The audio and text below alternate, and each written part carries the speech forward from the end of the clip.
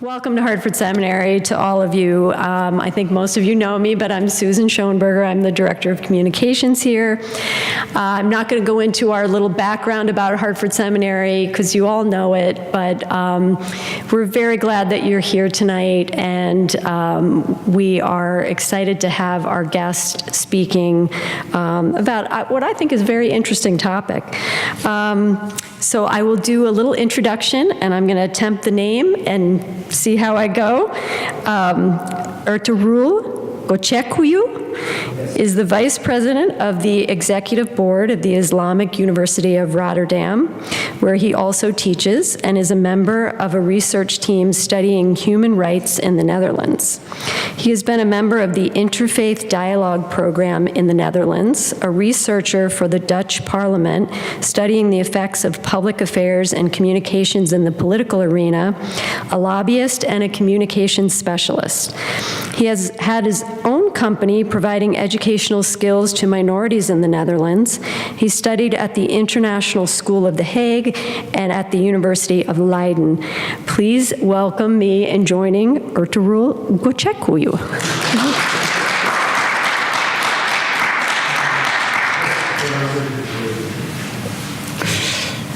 Good evening, everyone. I've been introduced. Ertugrul Gokcekuyu. I was born and raised in the Netherlands. And this evening, I will be talking about identity, about a research that I've been conducting for several years. And I will be sharing with you some of my findings and results. But before doing that, I am planning to talk about half an hour, 40 minutes, and it's not going to be very long. I will try to keep it concise. But if you have any questions, I think the best would be to keep or ask questions at the end of. So I will try to answer your questions after half an hour, 40 minutes.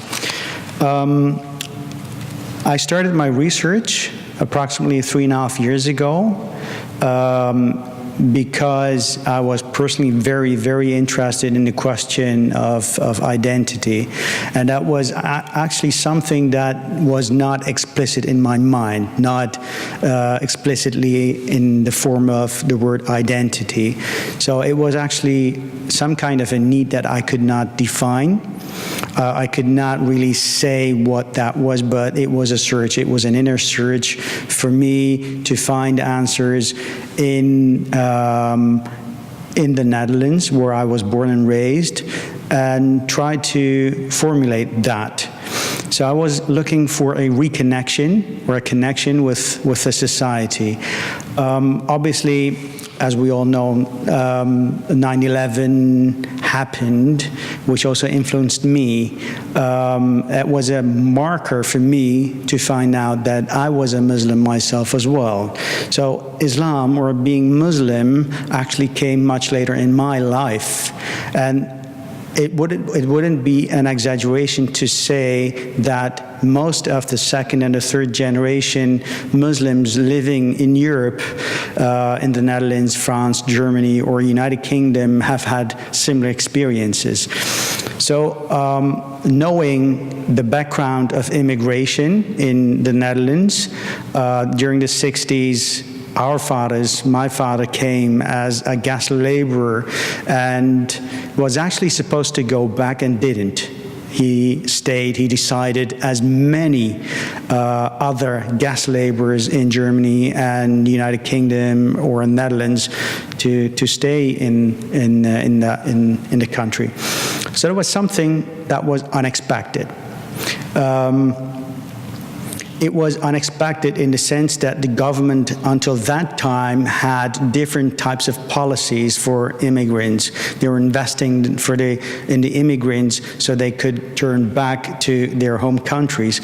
Once they didn't, the policies also ceased and stopped. So there was no consultation. So there was no connection between politics and the community. And Islam coming into the lives of people in the form of religion religion in a very, very secular society, other society, type of society than yours, because as far as I can observe, religion is a part of your society in the States.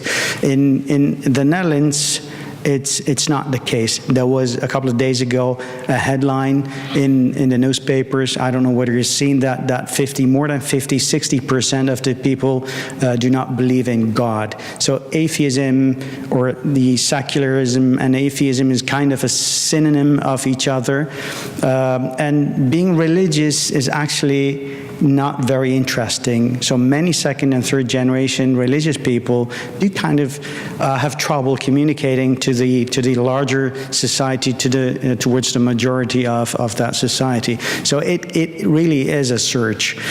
And my research, I found out about identity when I was reading a book called Identity and Institutions, written by two young political scientists in the States, and they were attempting to construct a theory, a constructivist theory, which is actually a new movement in political sciences, where they try to highlight the actor. So not liberalism, I'm not going to get into ideologies, liberalism, socialism, nationalism, feminism, ecologism, or fascism, anarchism, you name them. But these days we also have two new ideologies, Islamism as well as populism. And when you look closely to these new populism or to new ideologies, you would realize that they actually want the same thing. They don't want, both of them, they don't want the connection between the Muslim identity and the society. So they're actually claiming the same thing. So if for an Islamist, it would be a narrative to say that voting would be inappropriate, or participating in politics or in the society because of religious reasons.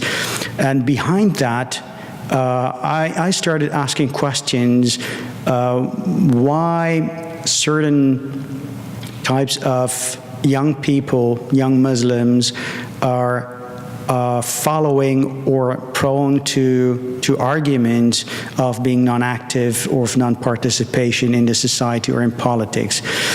And these two young scholars were talking about identity, because in our field, in political sciences, identity is not really a variable. It's not something that we used to study. So 2 decades ago, we started to bring in, borrowing from sociology, anthropology, the variable identity, and bringing it into our own field. And we realized that political sciences, the identity is really important, because if you, as an individual, as a person in a society, don't know where you're standing, and you have no understanding of your own personal content, it kind of is confusing. So if there is the vacuum, it is easier to fill it in with other arguments. It's easier to feel threatened. It's easier to be protective, or as the other would perceive it, it's easier to perceive the individual as a security threat. So the question for many European governments, as we see today, the narrative, the image of the Muslim is not very, very positive. The narrative is rigid, it's unchanging, it's intolerant, it's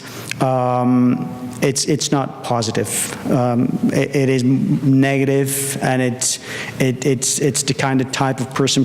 It has the profile that doesn't contribute or cannot contribute to the society. So it's the argument of incompatibility. So I was asking to myself, is that the case? And coming back to these young scholars, they have this theory, constructivist theory. They looked at 2 case studies. They looked at the Catalan and the Basque conflict in Spain, and they looked at the Protestant and Catholic conflict in Great Britain. And they came up with certain types of findings. They said if the identity is constructed, because it can be constructed, and if something can be constructed, it can be changed and it can adapt, so it doesn't have to be rigid. or versus religions don't change that fast, so you can assume that there is rigidity in religion, but religion is not identity. So religion and religious identity are two separate things.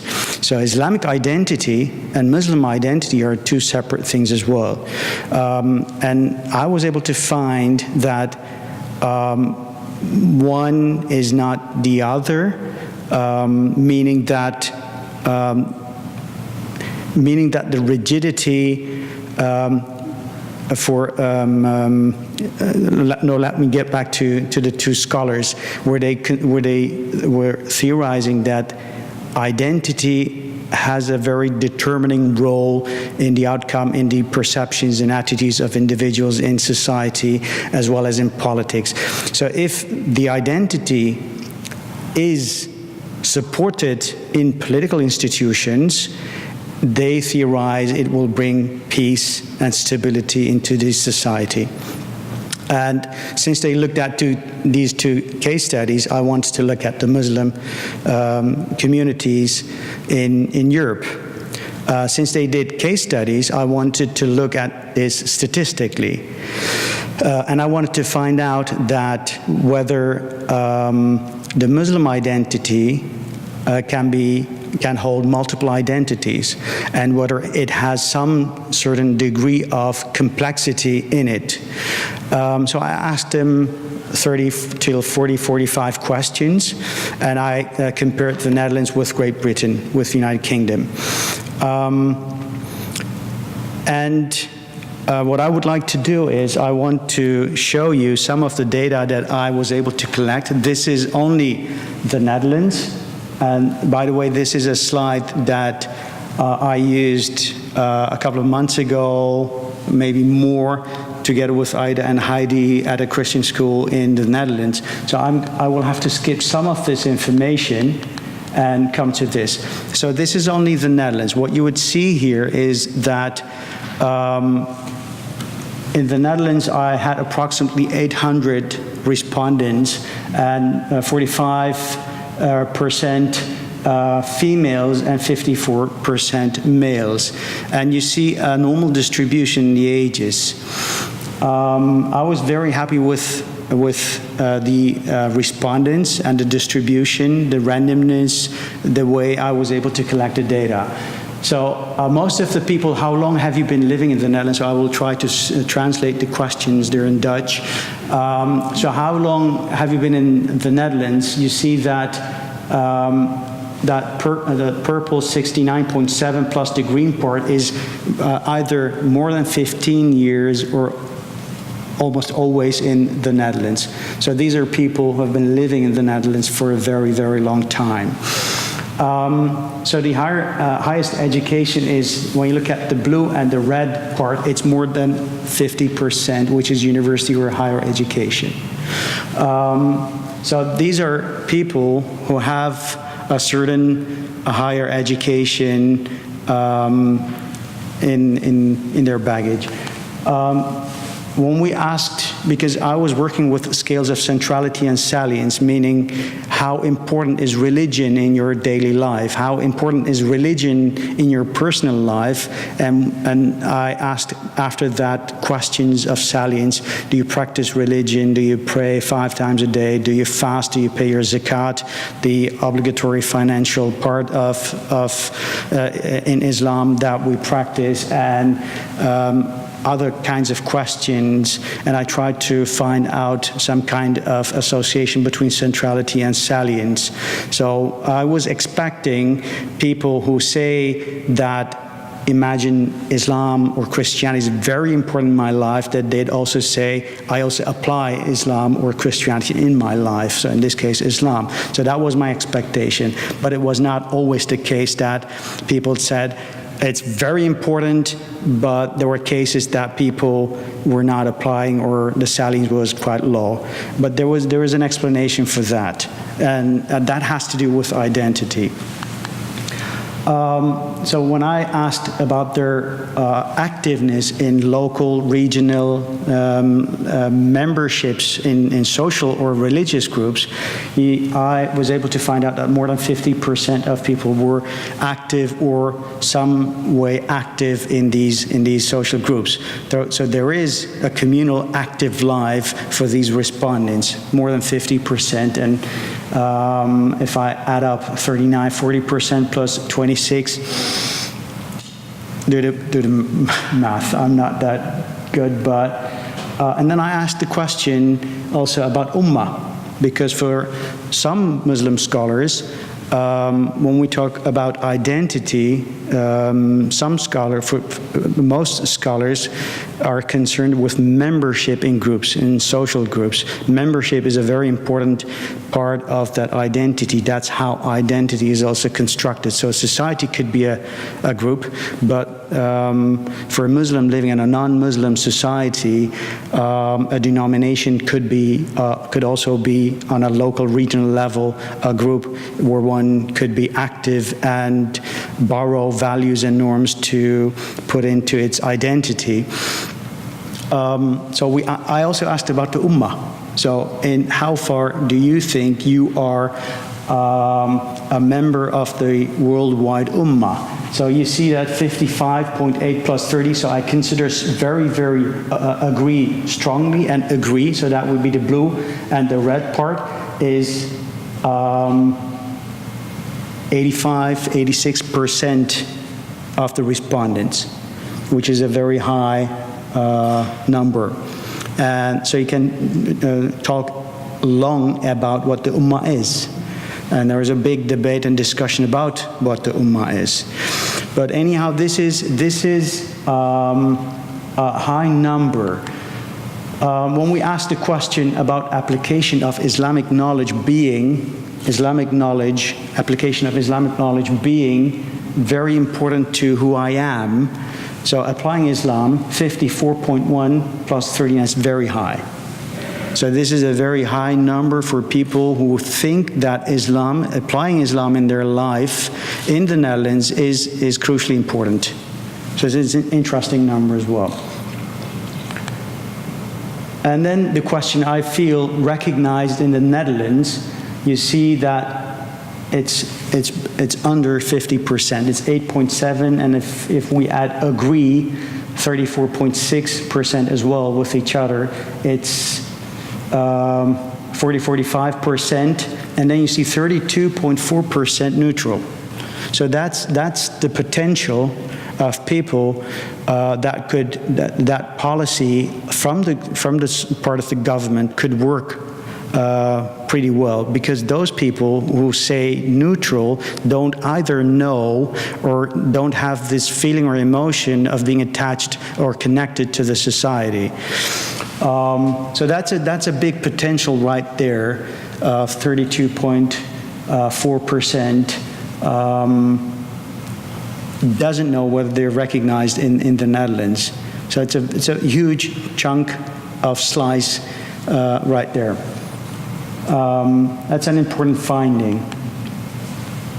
Whether a Muslim, as a Muslim, being discriminated in the Netherlands, that's 42% agree, because of again, 36% of the people are neutral, don't know, or don't have an opinion. It's either of the two. But it's a big portion of people who don't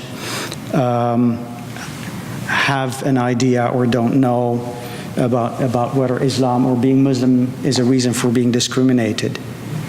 So that means, to me, there still is a lot to do to pull these people over by way of policies, or try to connect them to the society and influence that part.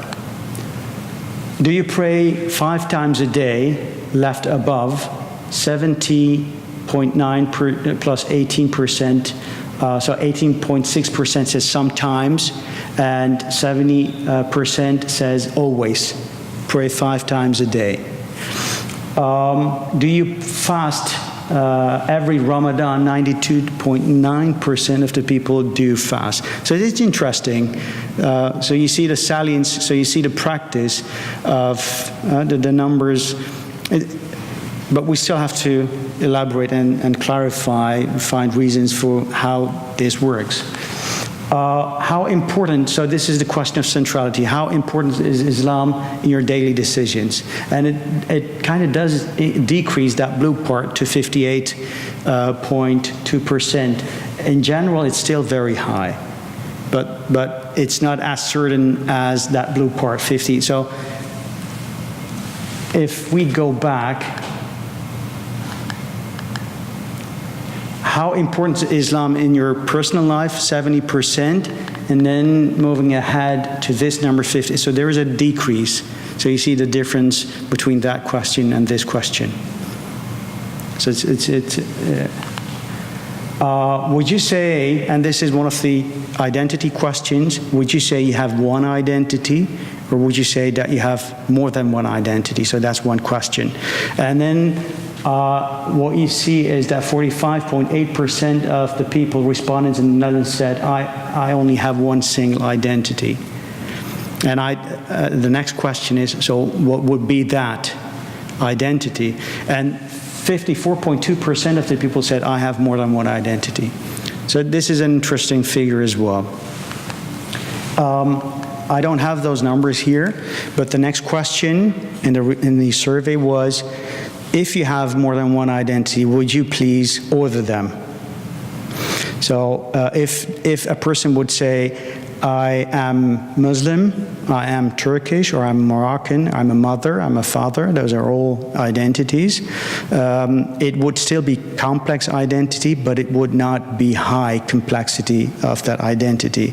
What we were looking for was a person who would say something that sounds kind of contradictory. At least in our context in the Netherlands, it would be kind of weird for a Muslim to say, I am Muslim, but I'm also Dutch. I'm Muslim, I'm Turkish, but I'm also Dutch. So I was looking for that kind of combination to be able to say something about the complexity of the identity. And the next question for me was, if I can find a high degree of complexity in the identity, would that predict some kind of social or political behavior or attitude? And I did some regression analysis and correlation analysis, and I was able to find very, very interesting things. So I'm going to talk about that. But just to finish up with this, the next question is, do you think that the Dutch politicians trust Muslims or Islam? So what you would see here is strongly agree, and agree is that very, very small margin right there. So whether a person says, I have one single identity, or whether a respondent says, I have more than one, whether it's high complex or low complex or single, it doesn't really matter.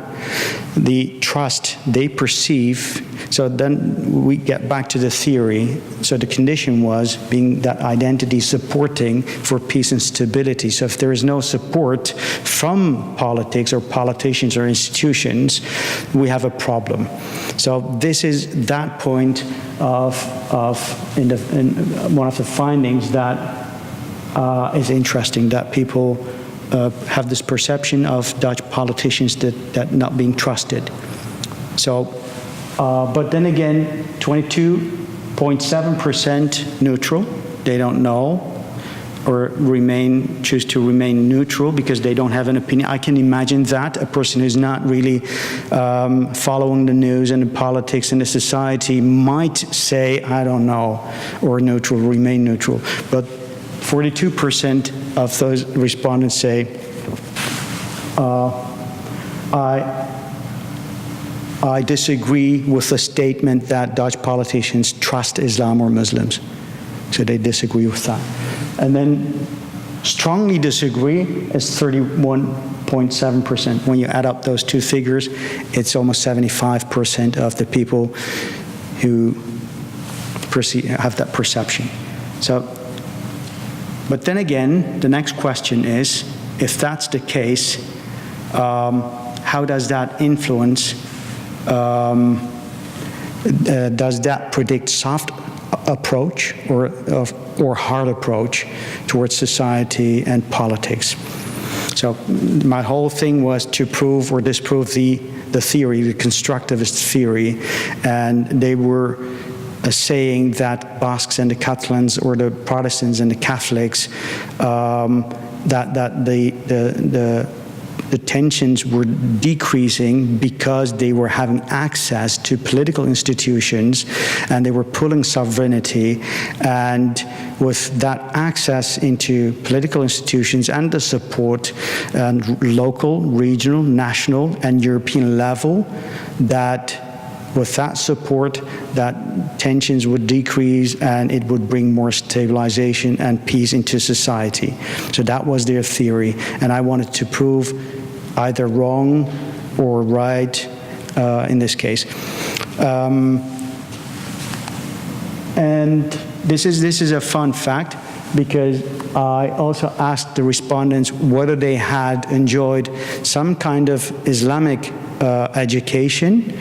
And you see right on top, theological education, and 60.2% of those respondents who had enjoyed theological education said that they were more prone to say that they had more than one identity.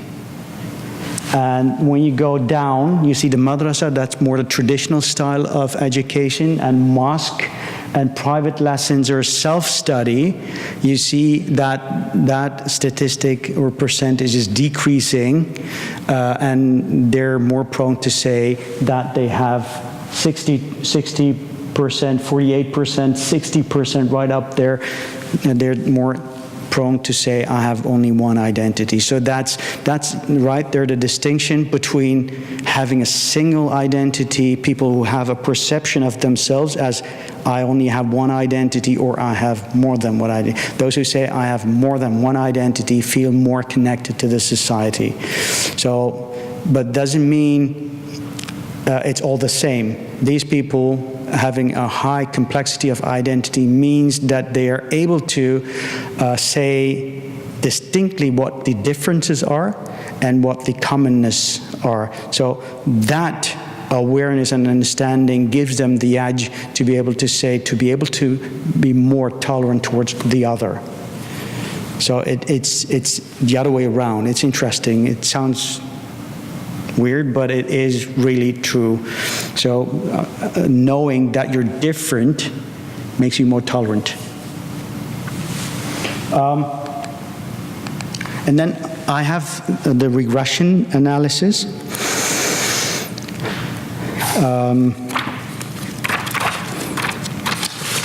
So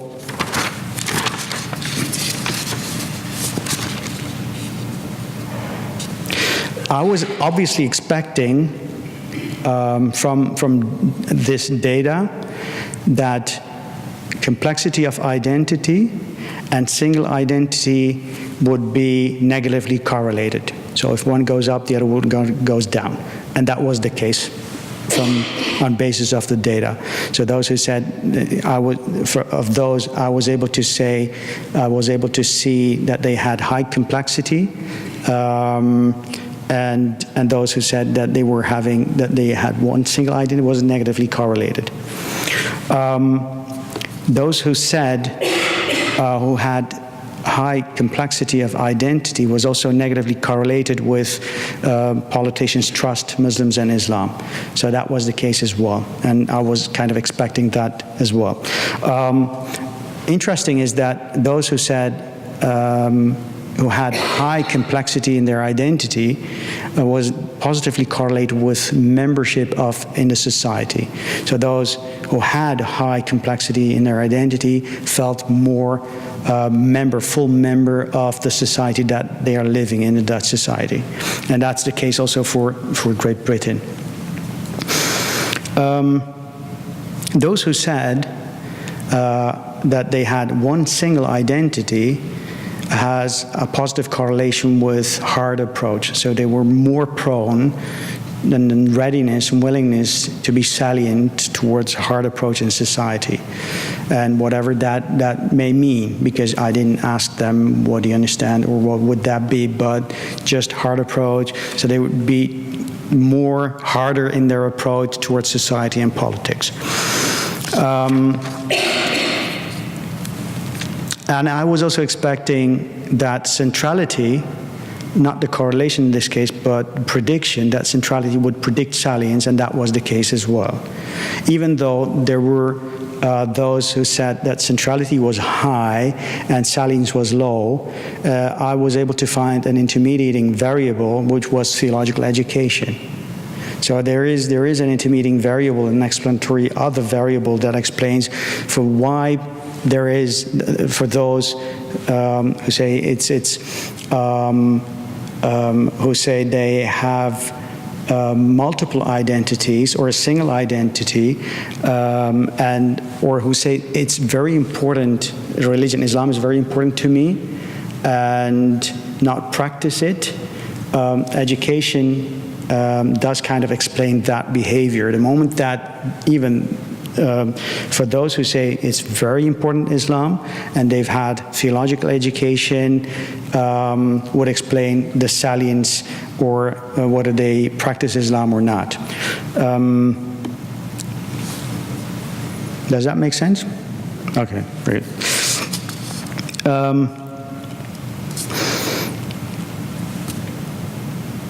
And then I combined some of the variables in the survey and conducted a Kronbach's alpha. I gathered a bunch of variables and I called them Muslim identity.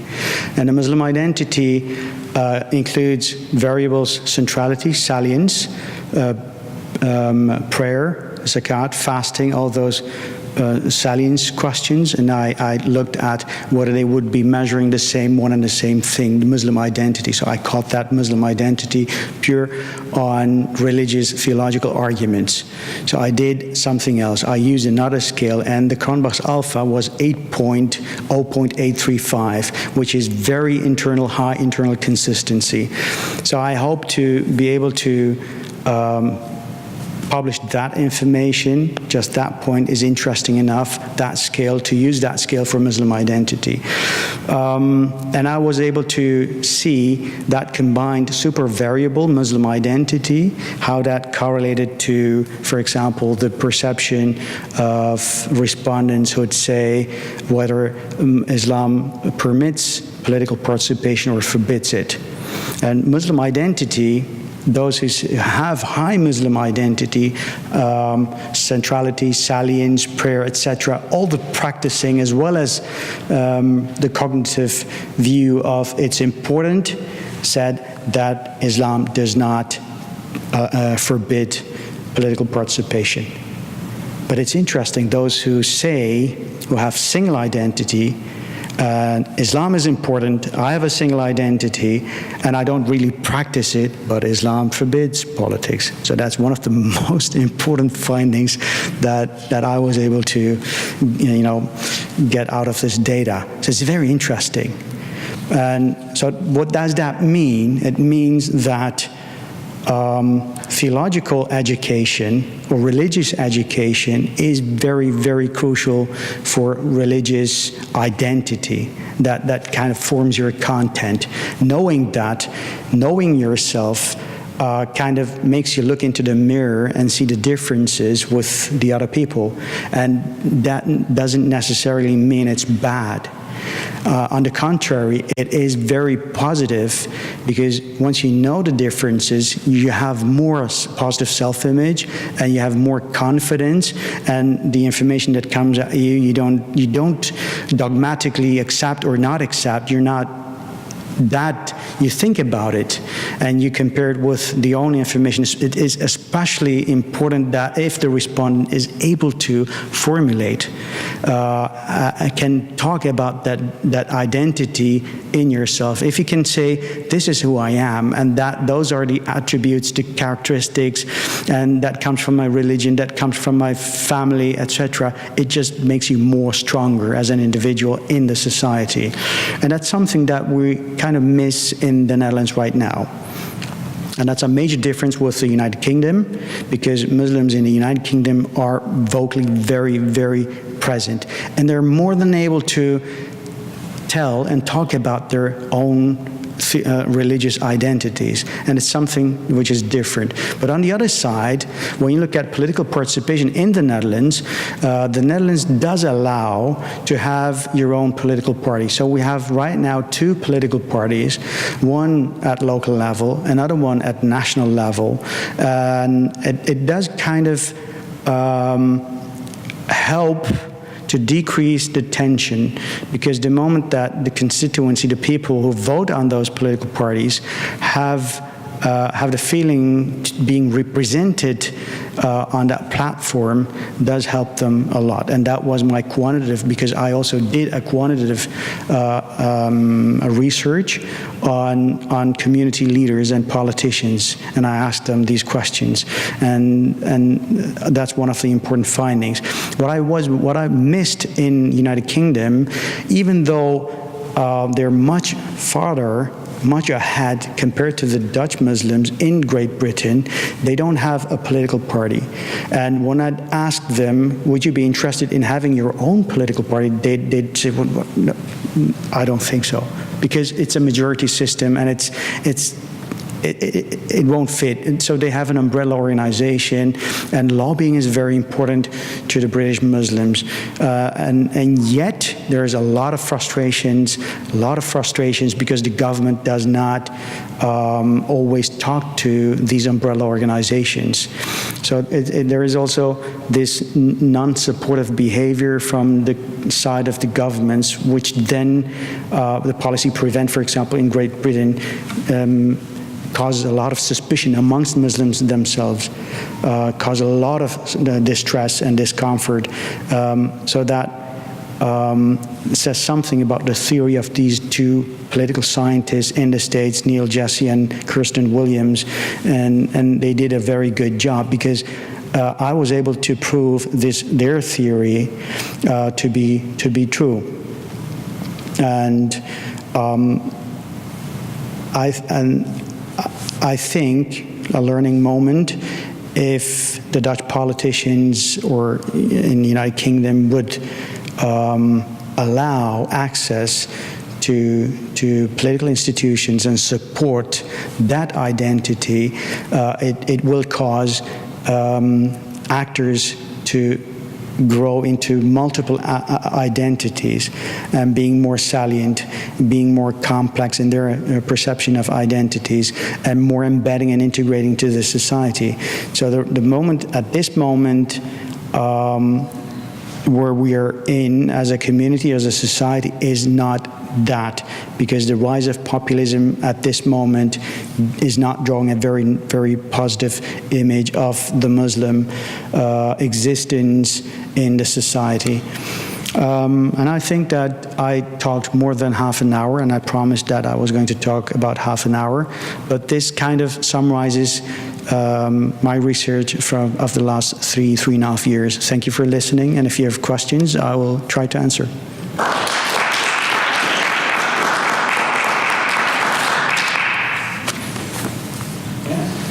Thank you. Great research. When you talked earlier today about the quantitative research that comes out very clearly. So I'm curious, you based your particular questions on a book about other locations, Basque and Northern Ireland. Yeah.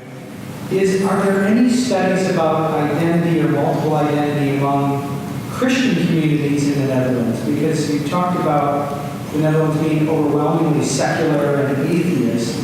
It would be interesting to find out if there are Christian identities that mirror this, that they either are single or multiple identity. I understand culturally they might be part of dominant culture, but in terms of their own identity of being a religious community, a secular community.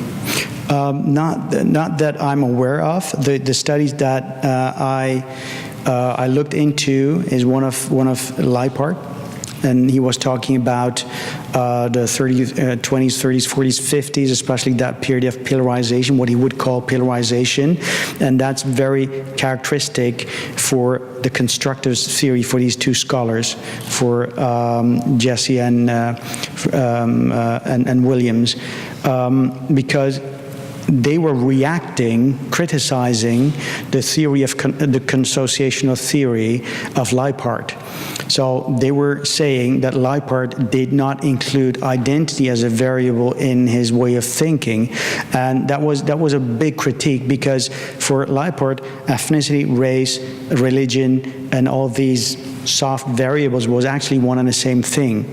And for the contemporary way of thinking, the constructivist theory, identity is an independent variable, clarifying, explaining behaviors and attitudes and some other dependent variables.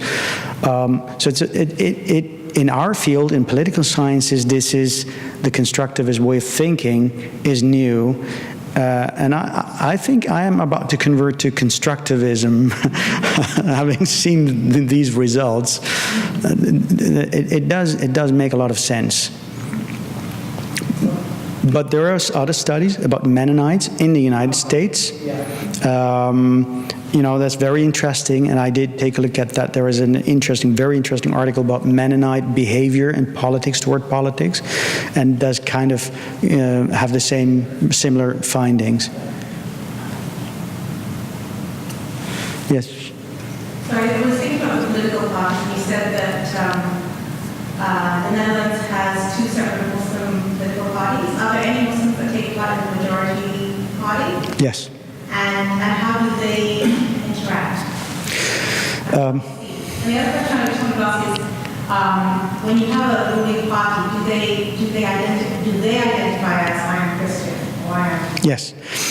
For the last question, yes. We have in the Dutch Parliament Christian political parties, and I think that the general trend in the Netherlands right now is that they move along together with the populist narrative. So there is a lot of critique against the Muslim existence. So in the parliament, in terms of politicians, there is no connection between the Muslim community and the existing established political parties within the parliament. There are MPs from various communities, Turkish, Moroccan, ethnically, in established political parties, but they're not considered as representing the majority. So there is, from the bottom, from the voters, a lot of critique against those MPs. But the two established political parties are from the grassroots. On a local level, we have NIDA, and on a national level, we have DENK. And these are, the DENK does not consider itself as a religious party. So it is a party, they call themselves,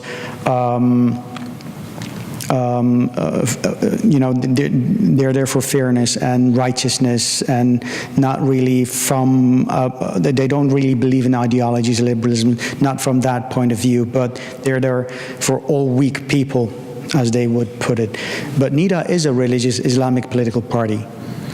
And what we've seen in the last 3-4 years is that they have collaborated with established political parties at local level on various issues, which was interpreted as unfit for an Islamic party. So it's a challenging existence. It's a challenging existence. Yes. I have one quick question. This is more basic, but what is the percentage of the Muslim population in the Netherlands? And do they tend to live, these people that you're talking about with the one identity, are they geographically isolated, tend to live in groups, or how are they, do they separate themselves, or are they intentionally separated by the culture of that? That's a very good question, because that was what I was trying to say with the intermediating variable. Those who have had theological background have an increasing percentage of high complexity of understanding perception of themselves as having multiple identities. And those who have had other trainings, Islamic trainings, madrasa, mosque, that specifically from that area, you'd hear more prone to say, I have a single identity. So looking at the age distribution and the way we've spread out the survey, it was all over the Netherlands. Through social media, through foundations and mosques and you name it. So we've tried to give all people equal. We tried to give them equal chance to fill out the survey. So as far as I can see, education does play a crucial role in the construction of religious identity, because that gives the individual the content, and the lack of that content, thus the lack of education, is kind of a predictor for single identity, thus a more rigid understanding of religious existence in the Netherlands or in Great Britain. So it's not really geographical. I think I can safely say that education does play a very, very crucial role, theological education. So it's essential. And come to think of politicians, they don't really agree with theological education. So if it was up to them, they'd just, I'd say that, just remove it. And that would be wrong. How many Muslims, what percentage of the population? We have 16 plus million people, and 1.2 million is Muslim. So that's approximately 1/16. Thank you for listening.